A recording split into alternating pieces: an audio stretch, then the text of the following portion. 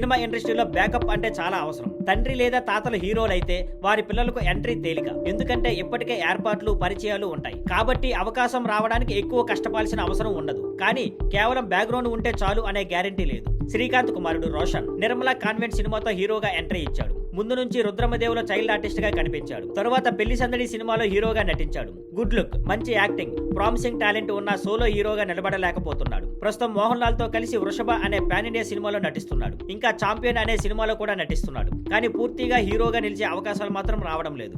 రోషన్ కనకాల పేరున్న తల్లిదండ్రులు, ఇండస్ట్రీ పరిచయాలు ఉన్న ఆ స్పీడ్ తో కెరీర్ వెళ్లడం లేదు. బబుల్ గమ్ సినిమాతో ఎంట్రీ ఇచ్చాడు. ఫలితం నిరాశ. ప్రస్తుతం మోగ్లీ అనే సినిమా చేస్తున్నాడు. బజ్ లేదు.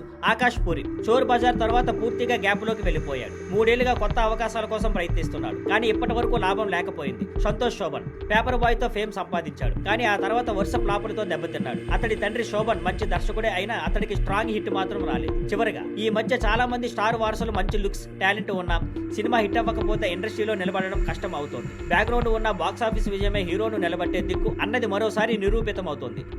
Thank you for watching. Please like, share and subscribe.